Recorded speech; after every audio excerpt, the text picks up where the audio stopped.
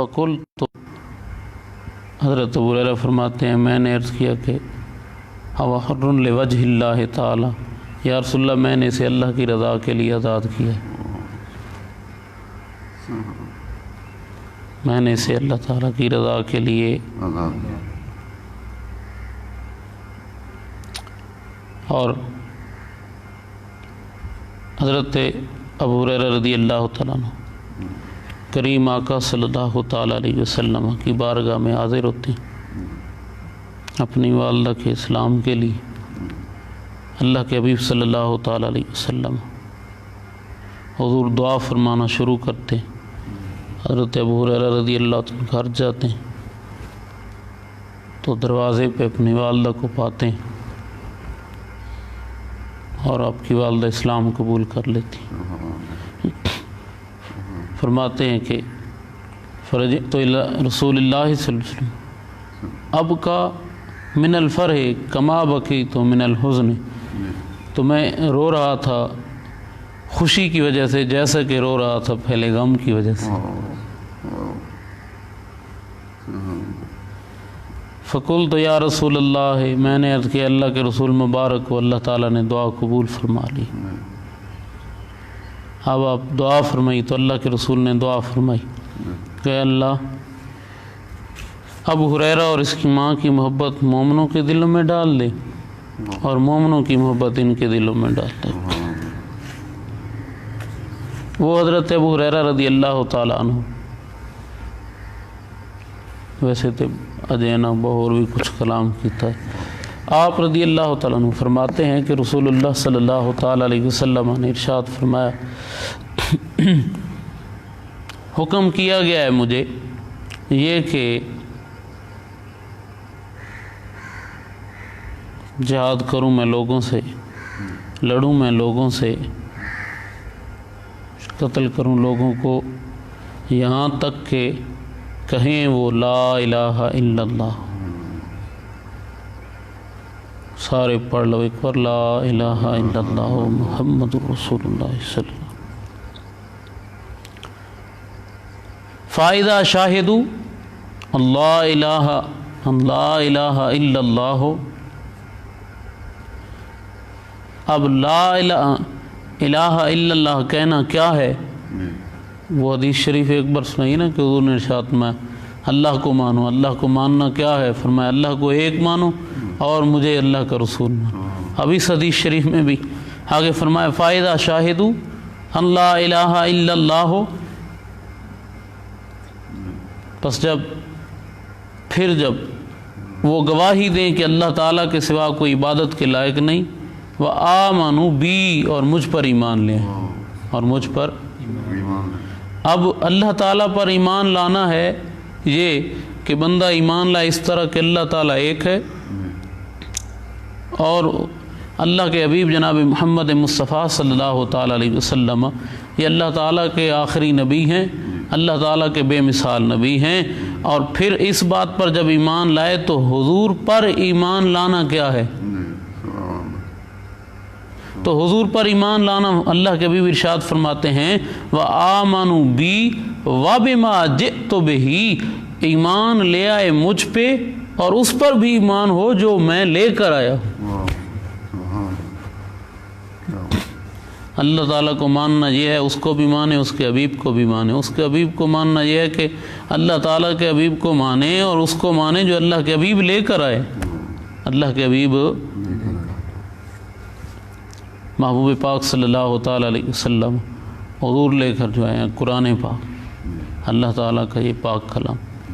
بندے کا اس پہ ایمان ہو اور وہ ایمان جو ہے صرف اس بات میں نہ ہو کہ بندہ جو ہے اسے مشکل آئے تو قرآن بلا کے پڑھوا لیں گے، صرف اس بات کے لیے نہ ہو کہ گھر میں سے کوئی فوت ہوگا تو پھر قرآن پڑھا لیں گے۔ قرآن جو ہے یہ صرف فوتگیوں کے لیے نہیں ہے، قرآن جو ہے یہ صرف تمہیں مشکلوں کے لیے نہیں ملا، قرآن اللہ تعالیٰ جل شانہ نے اس لیے عطا فرمایا ہے کہ اہل ایمان اس سے باخبر ہوں کہ ان کا رب راضی کس بات پہ ہوتا ہے۔ تو اللہ تعالیٰ جل شانہ کے اس پاک کلام کو جنہوں نے رکھ دیا ہے اور پھر وہ جنہوں نے مشکل کے لیے چھوڑا اسے، اور وہ پھر جنہوں نے صرف گھر سے کوئی فوت ہو تو اس کے لیے رکھا ہے قرآن کریم کو، تو ایسے لوگ یقیناً قرآن کی اصلی روحانیت سے، اصلی جو ہے فیض سے وہ محروم ہیں، بلکہ قرآن سے فیض ان لوگوں نے پایا ہے جن کی خوشی بھی اللہ کے پاک کلام کے ساتھ ہے، غمی بھی اللہ کے پاک کلام کے ساتھ۔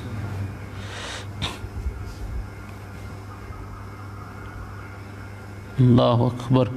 اللہ تعالیٰ جل شانہ کے پیارے حبیب کیا فرماتے ہیں کہ مجھ پر بھی ایمان لائے اور اس پر ایمان لے آئے جو میں لے کر آیا ہوں۔ قرآن کریم کو مسجد کی الماریوں میں رکھ دینے سے، ہاں پھر قرآن پڑھنے کے بعد، یعنی جس بندے نے قرآن پاک پڑھا ہے، حفظ کیا ہے یا پڑھا ہے قرآن پاک، اب اسے چاہیے وہ جتنی اس سے ہو سکے قرآن پاک سمجھے اسے، یہ کہ اس قرآن رب کا قرآن ہے کیا، تو اس کے لیے اس کو ضرورت ہے کہ وہ پڑھے دین مصطفیٰ صلی اللہ تعالیٰ علیہ وسلم کو، تاکہ اسے پتہ چلے یہ رب کا کلام ہے کیا، کہتا کیا ہے۔ اور خاص کر پھر بندہ جو ہے اس نے اگر سنبھالنا ہے مصلی رسول صلی اللہ تعالی وسلم کو، تو جتنی بڑی اس کی ذمہ داری ہو اتنا اس پہ زیادہ ذمہ داریاں ہیں قرآن کو سمجھنے کے لیے۔ اب بندہ جو ہے حفظ کیا ہے، ناظر قرآن پاک پڑھا ہے، قرآن پاک پڑھ کے بندے نے لوگوں کی اصلاح کا معاملہ سنبھال لیا ہے، اب اسے خود نہیں پتہ قرآن ہے کیا، تو وہ قرآن سے کیا موتی بکھیرے گا، وہ قرآن سے کیا فیض دے گا لوگوں کو۔ اب بندے نے قرآن یاد کر لیا ہے، یاد کرنے کے بعد اس نے سمجھا نہیں ہے، سمجھنے کے بغیر اس نے شروع کر دیا ہے لوگوں تک پہنچانا، تو یقیناً ایسا بندہ وہ مکمل نہ فیض پا سکتا ہے نہ لوگوں کو فیض یاب کر سکتا ہے۔ تو چاہیے کہ خود بھی قرآن سیکھے اور پھر لوگوں کو سکھائے۔ تب اللہ کے رسول نے وہ بہتر کی فضیلت فرمائی کہ خیرکم من تعلم القرآن وعلمہ۔ تو اللہ کے حبیب جو شریعت پاک لائے، جو قرآن ہے حضور کا، جو اللہ کے حبیب صلی اللہ تعالیٰ علیہ وسلم جو حدیث قدسیہ ہیں، اللہ کے محبوب کی جو شریعت پاک ہے، اس پر ایمان جو رکھتا ہے اس نے مانا ہے اللہ کے رسول کو۔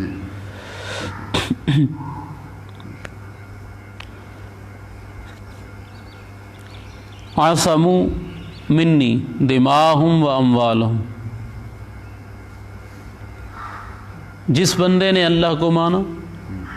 اللہ کے رسول کو مانا، اور حضور جو لے کر آئے ہیں اس کو مانا، تو محبوب پاک صلی اللہ تعالی علیہ وسلم حضور فرماتے ہیں کہ بچا لیا انہوں نے مجھ سے اپنی جانوں کو اور اپنے مالوں کو۔ وہ تب محفوظ ہوں گے ان کے جان مال، ورنہ حضور یعنی جہاد کا حکم ہے اب کہ وہ اس اللہ تعالیٰ کو مانے، اللہ کے رسول کو مانے، اللہ کے رسول جو لے آئے ہیں اس پر ایمان ہو، تب وہ بندہ جو ہے وہ جان اور مال جو ہے اس کا محفوظ ہے۔ اور فرمایا مگر جو حق ہے اس پر وَحِسَابُهُمْ عَلَى اللَّهِ، اور اللہ تعالیٰ پر ہے حساب اس کا، اللہ تعالیٰ پر ہے حساب اس کا، ادا حساب اللہ تعالیٰ تے رب دے رسول صلی اللہ تعالیٰ علیہ وسلم نے اے بیان فرمایا کہ تب تک سانو لوگوں دے نال لڑن دا حکم کیتا گیا رب دے طرفوں، جب تک اللہ نو نہ منن، اللہ دے رسول نو نہ منن تے او نہ منن جو رب دے رسول لے کے آئے نے۔ اللہ تعالیٰ جل شانہ زندگی اسلام والی، موت ایمان والی نصیب فرمائے۔ زبانی کلمہ ہر کوئی پڑھدا تے دل دا پڑھدا کوئی ہو، جتھے کلمہ دل دا پڑھیے جیب ملے نہ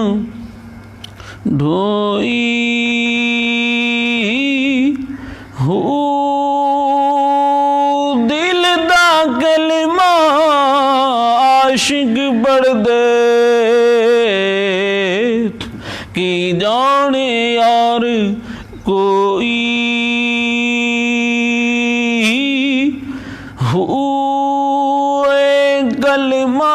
مینو پیر پڑھایا باہو باہو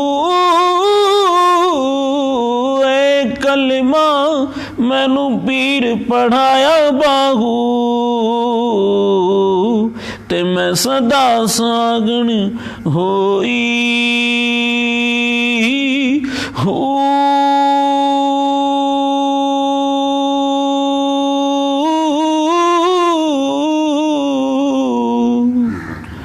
الصلاۃ والسلام